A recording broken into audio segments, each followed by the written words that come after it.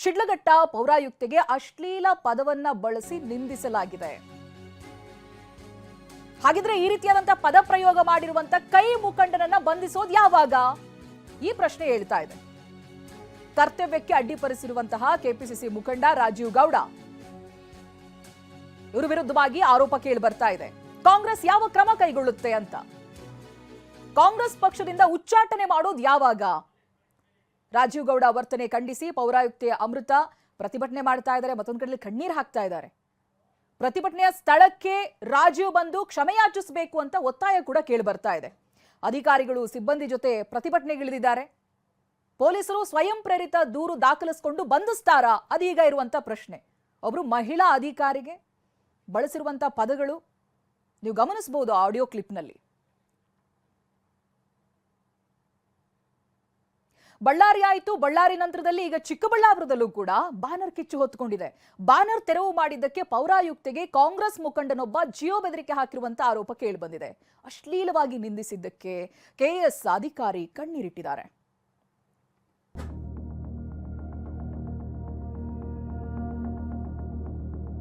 ಬಳ್ಳಾರಿ ಬಳಿಕ ಚಿಕ್ಕಬಳ್ಳಾಪುರದಲ್ಲೂ ಬ್ಯಾನರ್ ಕಿಚ್ಚು.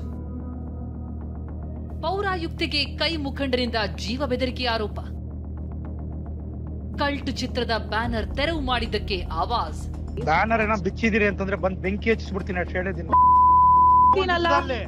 ಯಾವ ಬಿಚ್ಚಿದ್ ಕಟ್ಸಿದ್ರೆ ಸರಿ, ಇಲ್ಲ ಅಂದ್ರೆ ನೋಡ್ತೀನಿ ನಾನು ಏನು ಅಂತ. ಆಮೇಲೆ ತಂದೀಗ ಎಲ್ಲ ಒಡಿಂದ ಎಕ್ ಬರ್ಸ್ತೀನಿ ದಂಗೆನ ಬಂದು ಹೊಡಿತಾ ಇದ್ರೆ ಚಪ್ಲಿಲಿ ಹೆಂಗಿರುತ್ತೆ ಅಂತ ತೋರಿಸ್ತೀನಿ ಏನು ಅಂತ ಮನುಷ್ಯ. ಆಮೇಲೆ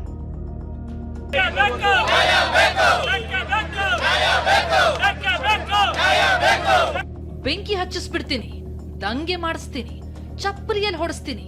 ಅಕಟಕಟ ಕೇಳೋಕೆ ಆಗಲ್ಲ. ಕೆಪಿಸಿಸಿ ರಾಜ್ಯ ಸಂಯೋಜಕರಾಗಿರುವ ರಾಜೀವ್ ಗೌಡ ಎಂಬಾತ ಕೆಎಸ್ ಮಹಿಳಾಧಿಕಾರಿ ಅಮೃತ ಅವರಿಗೆ ಆವಾಜ್ ಹಾಕಿರುವ ಆರೋಪ ಇದೆ. ಚಿಕ್ಕಬಳ್ಳಾಪುರದ ಶಿಡ್ಲಘಟ್ಟ ಪೌರಾಯುಕ್ತೆಯಾಗಿರುವ ಅಮೃತ ಅವರಿಗೆ ಬ್ಯಾನರ್ ವಿಚಾರವಾಗಿ ಜೀವ ಬೆದರಿಕೆ ಹಾಕಿದ್ದಾರೆ ಎನ್ನಲಾದ ಆಡಿಯೋ ಬಹಿರಂಗಗೊಂಡಿದೆ. ಬ್ಯಾನರ್ ಏನೋ ಬಿಚ್ಚಿದಿರಿ ಅಂತಂದ್ರೆ ಬಂದ್ ಬೆಂಕಿ ಹಚ್ಚಿಸ್ಬಿಡ್ತೀನಿ ಅಷ್ಟು ಹೇಳಿದೀನಿ. ನಾನು ಇನ್ನ ಒಳ್ಳೆತನ ನೋಡಿದೀನಿ, ಕೆಟ್ಟತನ ನೋಡಿಲ್ಲ. ಯಾವ ಬಿಚ್ಚಿದ್ ಕಟ್ಸಿದ್ರೆ ಸರಿ, ಇಲ್ಲ ಅಂದ್ರೆ ನೋಡ್ತೀನಿ ನಾನು ಏನು ಅಂತ. ಆಮೇಲೆ ತಂದೀಗ ಲಾಸ್ಟ್ ಟೈಮ್ ಹಂಗೆ ಅಲ್ಲಿ ಕಟ್ಟಿದ್ ಬ್ಯಾನರ್ ಬಿಚ್ಚ MLA ಬ್ಯಾನರ್ ಕಟ್ಸಿದೀನಿ. ನೀನು ಬೆಳಗ್ಗೆ ಎಲ್ಲ ವಾರ್ಡಿಂದ ಎಗ್ ಬರ್ಸ್ತೀನಿ ದಂಗೆನ ಬಂದು ಹೊಡಿತಾ ಇದ್ರೆ ಚಪ್ಲಿಲಿ ಹೆಂಗಿರುತ್ತೆ ಅಂತ ತೋರಿಸ್ತೀನಿ ಏನು ಅಂತ ಮನುಷ್ಯ. ಆಮೇಲೆ ವಿಚಾರ ಏನಂದ್ರೆ, ಶಿಡ್ಲಘಟ್ಟದಲ್ಲಿ ಅನಧಿಕೃತವಾಗಿ ಕಲ್ಟ್ ಚಿತ್ರದ ಬ್ಯಾನರ್ ಹಾಕಲಾಗಿತ್ತು. ಈ ಬಗ್ಗೆ ಸಾಕಷ್ಟು ದೂರುಗಳು ಕೇಳಿ ಬಂದಿದ್ವು. ಆ ಬ್ಯಾನರ್ನಿಂದ ರಸ್ತೆ ಅಪಘಾತವೂ ಆಗಿದೆ ಅಂತ ಸಾರ್ವಜನಿಕರು ದೂರು ಕೊಟ್ಟಿದ್ರು.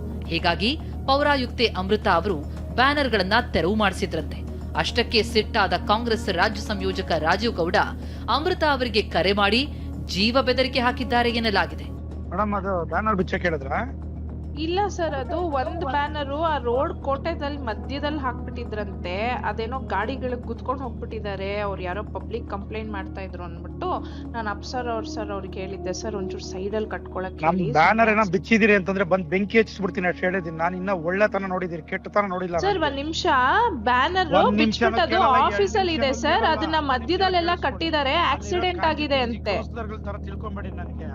ಬ್ಯಾನರ್ನಿಂದ ಅಪಘಾತವಾಗಿದೆ ಅಂತ ಪಬ್ಲಿಕ್ನಿಂದ ಕಂಪ್ಲೇಂಟ್ ಬಂದಿದೆ ಅಂತ ಸ್ಪಷ್ಟನೆ ಕೊಟ್ಟರು ಕೆಟ್ಟ ಕೆಟ್ಟ ಪದಗಳಲ್ಲಿ ಆವಾಜ್ ಹಾಕಿದ್ದಾರೆ. ಮೊದಲು ಪರ್ಮಿಷನ್ ತೆಗೆದುಕೊಳ್ಳಲು ಹೇಳಿ ಅಂತ ಅಮೃತ ಜವಾಬ್ದಾರಿಯಿಂದಲೇ ಉತ್ತರಿಸಿದ್ದಾರೆ. ಮೇಡಮ್, ಅದು ಬ್ಯಾನರ್ ಬಿಚ್ಚ ಕೇಳಿದ್ರ? ಇಲ್ಲ ಸರ್, ಅದು ಒಂದ್ ಬ್ಯಾನರು ಆ ರೋಡ್ ಕೋಟೆದಲ್ಲಿ ಮಧ್ಯದಲ್ಲಿ ಹಾಕ್ಬಿಟ್ಟಿದ್ರಂತೆ. ಅದೇನೋ ಗಾಡಿಗಳಿಗೆ ಗುದ್ಕೊಂಡು ಹೋಗ್ಬಿಟ್ಟಿದ್ದಾರೆ. ಅವ್ರು ಯಾರೋ ಪಬ್ಲಿಕ್ ಕಂಪ್ಲೇಂಟ್ ಮಾಡ್ತಾ ಇದ್ರು ಅಂದ್ಬಿಟ್ಟು ನಾನು ಅಪ್ಸರ್ ಅವ್ರಿಗೆ ಹೇಳಿದ್ದೆ, ಸರ್ ಒಂಚೂರು ಸೈಡ್ ಅಲ್ಲಿ ಕಟ್ಕೊಳಕ್ ಹೇಳಿ. ಬ್ಯಾನರ್ ಏನೋ ಬಿಚ್ಚಿದಿರಿ ಅಂತಂದ್ರೆ ಬಂದ್ ಬೆಂಕಿ ಹಚ್ಚಿಸ್ಬಿಡ್ತೀನಿ ಅಷ್ಟು ಹೇಳಿದೀನಿ. ನಾನು ಇನ್ನ ಒಳ್ಳೆತನ ನೋಡಿದೀನಿ, ಕೆಟ್ಟತನ ನೋಡಿಲ್ಲ. ಸರ್ ಒಂದ್ ನಿಮಿಷ, ಬ್ಯಾನರ್ ಬಿಚ್ಬಿಟ್ಟದು ಆಫೀಸ್ ಅಲ್ಲಿ ಇದೆ ಸರ್. ಅದನ್ನ ಮಧ್ಯದಲ್ಲೆಲ್ಲ ಕಟ್ಟಿದ್ದಾರೆ, ಆಕ್ಸಿಡೆಂಟ್ ಆಗಿದೆ ಅಂತೆ. ತಿಳ್ಕೊಂಬೇಡಿ ನನಗೆ. ಸರ್ ಒಂದ್ ನಿಮಿಷ ಕೇಳಿ, ಅದು ಆಕ್ಸಿಡೆಂಟ್ ಆಗಿದೆ ಸರ್. ಪಬ್ಲಿಕ್ ಇಂದ ಕಂಪ್ಲೇಂಟ್ ಬಂದಿದೆ. ಕಂಪ್ಲೇಂಟ್ ಬಂದ್ರೆ ಬ್ಯಾನರ್ ಹೆಂಗ್ ಕೀಳ್ತೀರಿ? ಬ್ಯಾನರ್ ಕಿತ್ತಿಲ್ಲ ಸರ್, ತೆಗ್ಬಿಟ್ಟದು ಆಫೀಸ್ ಅಲ್ಲಿ ಇಟ್ಟಿದ್ದಾರೆ. ನಾನು ಯಾವ ಬಿಚ್ಚಿದ್ ಕಟ್ಸಿದ್ರೆ ಸರಿ, ಇಲ್ಲ ಅಂದ್ರೆ ನೋಡ್ತೀನಿ ನಾನು ಏನು ಅಂತ. ಆಮೇಲೆ ತಂದೀಗ ಹಂಗೆಲ್ಲ ಮಾತಾಡ್ಬೇಡಿ. ಅಶ್ಲೀಲ ಪದಗಳಿಂದ ನಿಂದನೆ, ಪೌರಾಯುಕ್ತೆ ಅಮೃತ ಕಣ್ಣೀರು.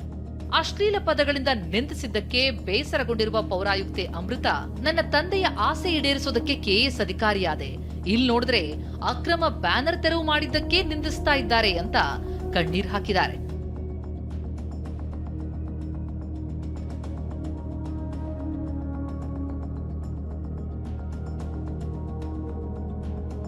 ಇಷ್ಟಕ್ಕೂ ಏನಾಯ್ತು ಎನ್ನುವುದನ್ನ ಸ್ಪಷ್ಟವಾಗಿ ವಿವರಿಸಿರುವ ಅಮೃತ, ಬ್ಯಾನರ್ ಅರ್ಧಕ್ಕೆ ಕಳಚಿ ಬಿದ್ದಿತ್ತು, ಹೀಗಾಗಿ ಅಂತ ಬ್ಯಾನರ್ಗಳನ್ನ ತೆರವು ಮಾಡಿದ್ದೇವೆ ಅಂದ್ರು. ನಾವು ಅದನ್ನು ಬಿಚ್ಚಿಲ್ಲ, ಅದು ಅರ್ಧ ಬಿದ್ದೋಗಿದ್ರಿಂದ ನಾವು ಅದನ್ನು ತೆಗೆದ್ಬಿಟ್ಟು ಆಫೀಸಲ್ಲಿ ಇಟ್ಟಿದ್ದೀವಿ. ನಿಮ್ಮ ಎಕ್ಸ್ ಕೌನ್ಸಿಲರ್ಸ್ಗಳಿಗೂ ನಾವು ಅದನ್ನು ಇನ್ಫಾರ್ಮ್ ಮಾಡಿದ್ದೀನಿ. ಇಮಿಡಿಯೇಟ್ ನಾನು ಅಲ್ಲೇ ಇನ್ಫಾರ್ಮ್ ಮಾಡಿದೆ. ಇವ್ರು ನನಗೆ ಇನ್ಫಾರ್ಮ್ ಮಾಡಿದ್ದು, ನಮ್ಮ ಹೆಲ್ತ್ ಇನ್ಸ್ಪೆಕ್ಟರ್ಸ್, ಮೇಡಮ್ ಹಿಂಗೆ ತೆಗೆದಿಟ್ಟಿದ್ದೀವಿ ಅಂದಿದ ತಕ್ಷಣ ಅವ್ರಿಗೆ ನಾನು ಇನ್ಫಾರ್ಮ್ ಮಾಡ್ತೀನಿ ಅಂತ ನಮ್ಮ ಹೆಲ್ತ್ ಇನ್ಸ್ಪೆಕ್ಟರ್ ಕೂಡ ಅವ್ರಿಗೊಬ್ರು ಎಕ್ಸ್ ಕೌನ್ಸಿಲರ್ಗೂ ಕಾಲ್ ಮಾಡಿದ್ರಂತೆ. ನಾನು ಕೂಡ ಮಾಡಿದ್ದೀನಿ, ಇಬ್ರಿಗೆ ಕಾಲ್ ಮಾಡಿ ನಾ ಹೇಳಿದೆ ಹಿಂಗೆ ಇದನ್ನು ಅರ್ಧ ಬಿದ್ದೋಗಿತ್ತು, ತೆಗೆದಿಟ್ಟಿದ್ದೀವಿ ಸರ್, ಪಕ್ಕದಲ್ಲಿ ಕಟ್ಕೊಳ್ಳಿ. ನಾನು ಬೇಸಿಕಲಿ ಸಾಫ್ಟ್ವೇರ್ ಇಂಜಿನಿಯರ್, ನಮಗೆ ನನ್ನ ಹಸ್ಬೆಂಡ್ ಕೂಡ NRI ಇದ್ದಾರೆ. ನಾವು ಅಲ್ಲಿಂದ ಅಲ್ಲಿ ಆಪರ್ಚುನಿಟಿ ಬಿಟ್ಟು ಬೇರೆ ದೇಶದಿಂದ ಬಿಟ್ಟು ನಾನಿಲ್ಲಿ ಬಂದು KS ಎಕ್ಸಾಮ್ಸ್ ಬರೆದು ನಾನಿಲ್ಲಿ ಸೆಲೆಕ್ಷನ್ ಆಗಿ ಸರ್ವಿಸ್ಗೆ ಅಂತಲೇ ಬಂದಿದ್ದು ಸರ್. ನಾನು ಒಳ್ಳೆ ಒಂದು ಪ್ಯಾಕೇಜ್ ಬಿಟ್ಟು ಜನಸೇವೆಗೆ ಅಂತ ನನ್ನ ತಂದೆ ಆಸೆ ಇದ್ದಿದ್ದರಿಂದ ನಾನು ಇಲ್ಲಿ ಬಂದು ಮಾಡಿದೆ. ನಂದು 5 ವರ್ಷ ಸರ್ವಿಸಲ್ಲಿ ಯಾರೂ ಈ ಥರ ಯಾವತ್ತೂ ಮಾತಾಡಿಲ್ಲ ಸರ್. ಈ ಥರ ಇದೆ ನನಗೂ ಫಸ್ಟ್ ಟೈಮ್. ಪೌರಾಯುಕ್ತೆ ಅಮೃತ ಅವರಿಗೆ ಬೆದರಿಕೆ ಹಾಕಿದ ರಾಜೀವ್ ಗೌಡ ವಿರುದ್ಧ ಚಿಕ್ಕಬಳ್ಳಾಪುರದಲ್ಲಿ ಆಕ್ರೋಶ ವ್ಯಕ್ತವಾಗಿದೆ. ಚಿಕ್ಕಬಳ್ಳಾಪುರ ಜಿಲ್ಲೆಯಾದ್ಯಂತ ಪ್ರತಿಭಟನೆ ನಡೆಸ್ತಾ ಇದ್ದಾರೆ. ಪೌರಾಡಳಿತ ಸಿಬ್ಬಂದಿ, ಅಧಿಕಾರಿಗಳು ಪ್ರತಿಭಟನೆ ನಡೆಸಿ ರಾಜೀವ್ ಗೌಡ ಬಂಧನಕ್ಕೂ ಆಗ್ರಹಿಸಿದ್ದಾರೆ. ನಮ್ಮನ್ನ ಕೇಳಿದಾಗ ಮಾತಾಡಿದ್ಮೇಲೆ ನಾವ್ಯಾಕೆ ಮಾಡ್ಬೇಕು? ತೋರಿಸ್ಬೇಕು ಇವಾಗ ಬಂದು. ಇಲ್ಲದ್ರೆ ನಾವಂತೂ ಯಾವುದೇ ಕಾರಣಕ್ಕೂ ಇಲ್ಲಿಂದ ಎದ್ದೊಳ್ಳೋದಿಲ್ಲ. ಸ್ವಚ್ಛತೆ, ನೀರು ಯಾವುದು ಇರೋದಿಲ್ಲ. ಭೀಮಪ್ಪ ಪಾಟೀಲ್, TV9, ಚಿಕ್ಕಬಳ್ಳಾಪುರ.